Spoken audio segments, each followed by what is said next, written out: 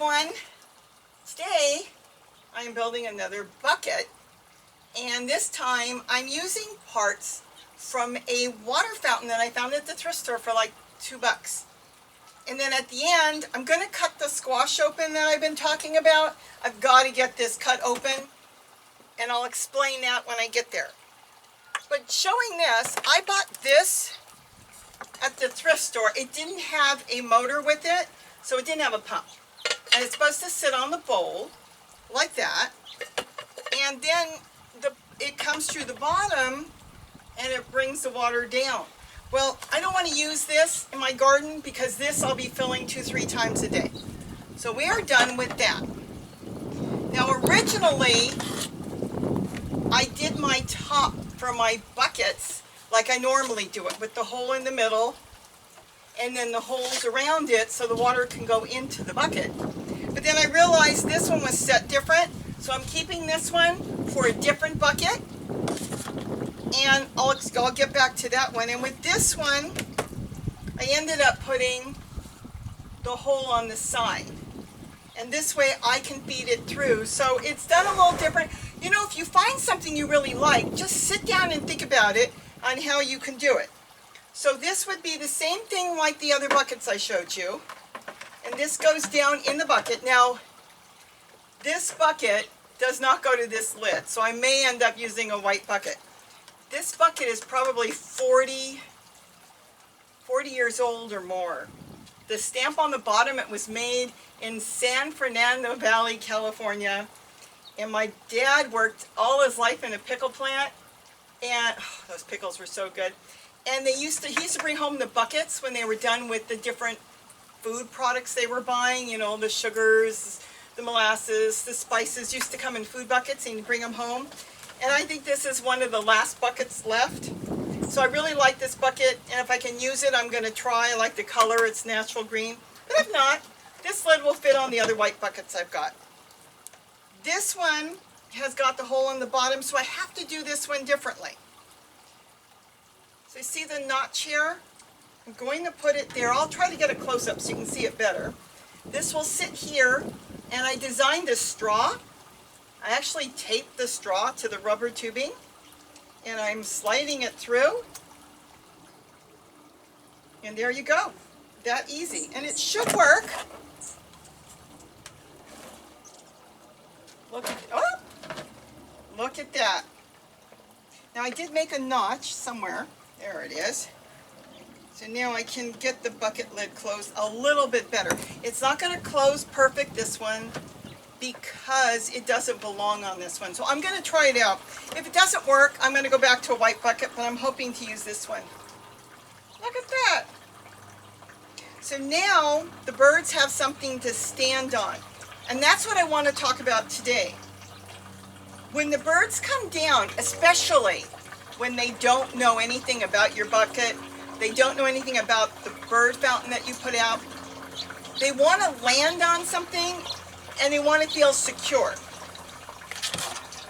So landing on something flat like this, they don't know what it is, and they'll check it out. They will check it out. But if you give them something to land on, let me move this aside a little bit. If you give them something to land on, they'll come quicker. So you can get yourself like a flower pot. And see, this flower pot's got a hole on the bottom. So you can bring this tubing through your lid and sit it on top, just like that. That's all you have to do, just like this. And then when the water comes through that and dribbles down onto the top and then into the bucket, it gives them a surface to land on. It gives them a little more sense of security. As they get used to the fountain, they'll jump down, and you can put rocks and stuff, and they'll take a bath in it. But they like that sense of security as someplace they can land and check the water out. So any flower pot that's got a decent hole will work really, really well. And then you just sit it on top. Again, I found this one at the thrift store. But you can use any flower pot, and if you've got a pot you like, you can always drill your own hole. Some of the questions I've had on the fountains that I'm building is, how do you know the paint is toxic or non-toxic? I live in the state of California. If it's not 100% to their liking, they have to post signs all over telling you you could get cancer. Oh, the birds. I love the birds. They're coming to eat and stuff. So here in California, we don't have lead paint, which means a lot of times our paint isn't as good as some of the other states. But it's okay. The paints that I buy here are basically no lead, so they're perfectly fine to use. If in doubt, just don't paint the lid. That's all you, just paint everything else and don't paint the lid and cover it with rocks. You can go to the aquarium store, a tropical fish store, and get any type of things that can go in a fish tank, you know can go on your lid. If you go to any hardware store, and if they say it's safe for a children's room, then you're good to go. So ask them, what can you paint a toy box with, or what can you paint in a kid's room? Pretty much in the United States, most of your paints, your basic paints for the house now, are lead-free. So I wouldn't really even worry about that. Check out your hardware stores you've got near you. I know there's a lot of them all over. I go to Home Depot because they reduce these for 50 cents. Lowe's a lot of times reduces them for $1, but they put on a lot of half-price sales on their tester paints I've seen. I'll go in there and there'll be a sign there, half price today. So then you end up getting them for 50 cents. So either one is good. Basically, that's all there is to all this today. So, and if you don't have a bucket, see, you want to make sure there's a lip so it will hold a little water. But if you don't have a bucket or a good lid, you can use a nice plate. It can even be a good sturdy plastic one, and you could do the same thing. Take a plastic plate, put it on top of a trash can, an indoor plastic type trash can, and you could do the same thing if you can't find the bucket. There's a lot of things you can do. I really like these buckets. I've got them now spread all over the yard because I don't have to check them, and the birds have constant water. My other fountains, the ones that come with these shallow bowls, on a hot day, I'll have to be filling those 2 and 3 times a day many times. With the bucket, I don't have to. And the water stays cool because there's so much water in it. Now, let me see if I can move some of this stuff over.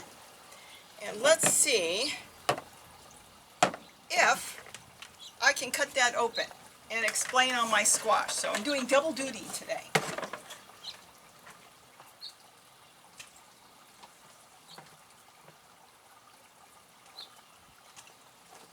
And hopefully that will start working soon. Okay. This squash looked like this before, this color, except it was big. This one is from this year, so I'm not cutting this one. And it's smaller, and this one got really long. This is a hybrid. It's a cross between a regular zucchini and some sort of pumpkin. Last year, we grew a lot of these little dumpling pumpkins, sweet dumplings, and I believe, see the coloring on it? Let's see. You can see the coloring on it. The coloring does match this. So I believe they hybridized, and then I ended up with all kinds of stuff. But I kept this now for over a year. Don't keep these things for over a year. You know what? I'll use this right now. I'm hoping there's going to be some seeds that are good in here. Just a couple. The problem was I didn't know where I was going to plant it. Okay, the top is still wet. Can you imagine over a year and it's still wet? Look at that. So what I'll have to do is get this planted. But I didn't have any place to plant it. All my tubs were full, and I had zucchini growing everywhere, and everything was planted. I wasn't sure where to plant it, so I kind of let it go. And it's starting to break open by itself because Mother Nature, she's going to send the fungi in there to break it open, say, let's get these things growing. Actually, these seeds are good. They're still good, and I might be able to get some of them to sprout, so I'm just going to put them all in 1 or 2 tubs and see what happens. These two are the same age from last year. This one is still just sitting there. It's kind of concaved in. And this one, let me see if you can see it in the camera.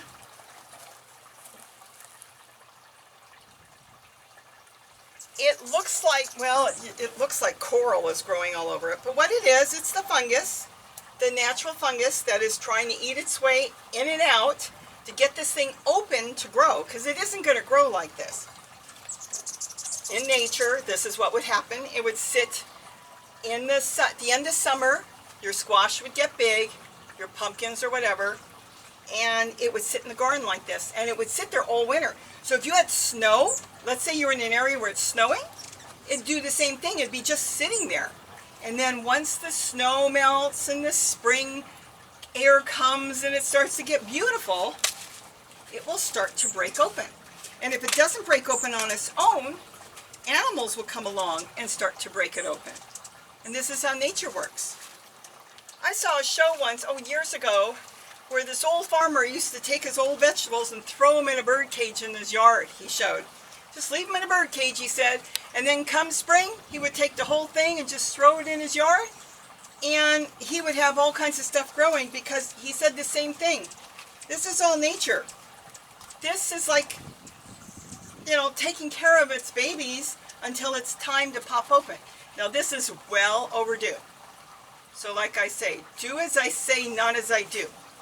This was in the shell too long. This should have been opened months and months ago. It really should have been opened back in April or May. There still might be some viable seeds. Some of them are a little bit dry because they did try to grow, but some of them look pretty good. I'll try to find a place. Everything is growing right now, and I really don't have any room to plant anything else, especially squash, because the hybrids take off and they get huge, and where zucchini stays in one spot, so I knew it was going to get big. And the same thing with these. I'll probably get some of these open. Let's cut this one and see what's in here. Let me see if I can cut it, or you might be able to see it.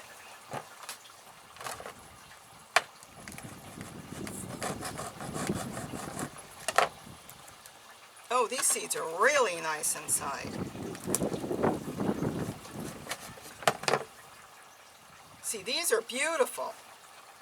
This is exactly the way it's supposed to be. And that's why the fungus on the outside is trying to eat its way in to release these seeds. I'll get these seeds in. I'll hold on to this because, again, I just don't know where I'm going to plant all this stuff. And I'll get some of them in the ground and see what happens. But, everybody's been asking me to open it, so it's open. It's too dry. This is not a gourd. This should have been, a gourd should have been open. Gourd, isn't that right? Should have been opened a long time ago. This is a squash. So see what it did? All that flesh that was in there, what you would cook and eat, the seeds ate. And the seeds were waiting to be planted. But if I can get a few of these to survive, that's all I need. I don't need a whole bunch, and some of them, like I said, look pretty good. It's a mix of the inside of the fruit that rotted, is in there. But I'll get that all broke up. I might use one of my tubs out front, my front garden. I don't have anything growing in some of those yet. And maybe break it in there, and I don't know.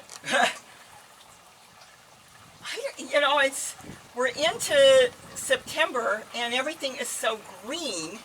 And like I said, I've got to find a place where I can grow it.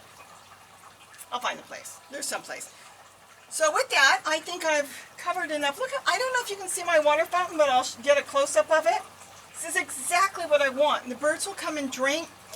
Now, I might have put too many holes in this one. No, I didn't. The whole top lid is good.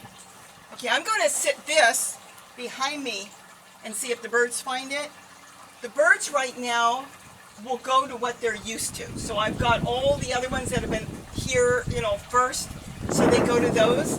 Like I had a new one I had put. Gonna have my umbrella go flying. I had one I put out, my solar one way down there with a candlestick, and they didn't touch it for over a month. Now they sit on top, they take a bath. So that's what you have to remember and think about, is when you're setting up some sort of bird bath, you might want some place where they can land. That's all. Just make sure there's some place to land. And again, My best friend is my soldering iron. Now, I've had this one for many, many years, but they're cheap. You can get them online for like $4, $5, or get them at the hardware store, and I think at the hardware store they're 10. But this thing, I can make holes in plastic pots. I can make holes in the bucket, and it's so easy. You just plug it in, make your holes, and then if you don't have a stand, sit it on a ceramic dish until it cools, and then pack it away. But that has been one of my best friends. I keep that close by. So anyways, I think with that I've covered a little bit. I know I am so late on questions.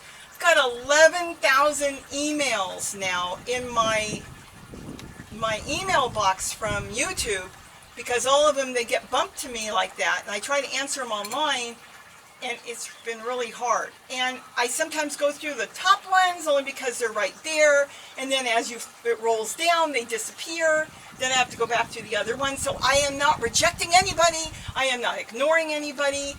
The problem is there's so many. So I am getting through them. I know I answered a bunch the other day, and they were from 4 months ago, and I'm so sorry. People I know were on there from 4 months ago. So we're trying. Gary's a slower typer than me. I took typing in high school, so I can zip through. So I'm trying to get through them as quick as I can. The problem is, as I try to get through, more come in. Sometimes they go to my newest video, and that's why I've noticed a lot of people say off topic, and they'll ask questions. So they know I missed it because it was on a video from a while ago, which has nothing to do with anything, because I go back to the old ones and answer. But sometimes they're just not, I don't see them. And so that would be the reason I didn't answer. But I'm going through them. I can't go through them with my emails. 11,000, I can barely get through them that way. So I go back to YouTube and start answering and go to the back video. So I haven't ignored anybody. I'm just trying to get through them. So with that, I think I've done enough for today. I just, wanted to show you, you can use these buckets and make all kinds of fancy things. I don't know if you can see it there. It's just running so cute. When I saw that at the thrift store, I looked at it and I thought, I really, really like this. It's cute. They'll land on this. They can stand here and drink. And I really like my solar pumps. I do put links when people ask underneath of where I get my solar pumps. Right now I get almost all of them on eBay because it's the best price. And if for any reason they don't work, you let them know and they will replace it. So that's why I like, doing it, getting it there. But you can get them on Amazon, or some of your nurseries have them, some of them. But there's different places you can get them. But look at that. I hope you can see that. It has just been so fun. And see, I couldn't get it to work right because the pump was supposed to come from underneath the line. So what I did was, I Mickey Moused it. I put a straw in there and I wrapped a little bit of masking tape around the straw so it would make a really snug fit. And the straw, I drilled a hole because it didn't go all the way through, so I used my Dremel. I have a little Dremel. And I drilled the hole all the way through and the straw would fit. And now it's all attached. Now, I'm going to set it up behind me. I've got hummingbirds all over too. So with that, I'm sorry if I haven't gotten your question, but I'm trying. So we're back at the fountain, so that's it. So much fun. I love my fountains. Like I said, I've got fountains all over. So many butterflies in the yard. The bees like the fountain too, and you want your bees. You want the bees in your garden. But look at, I've got the fountains going all the way down.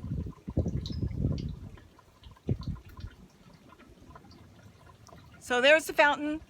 So I guess that's it for today. I'll get something up. Now my squash is cut. Everything's done, and I gotta find a place to put those seeds because they can't be saved. When that's the problem when saving something that long.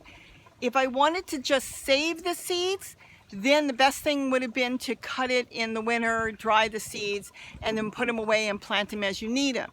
If you don't care about doing it that way, then you can save the fruit, and in the spring you cut it open and then you plant the seeds. But I waited too long, so the seeds aren't good to store because the seeds stayed alive actually too long.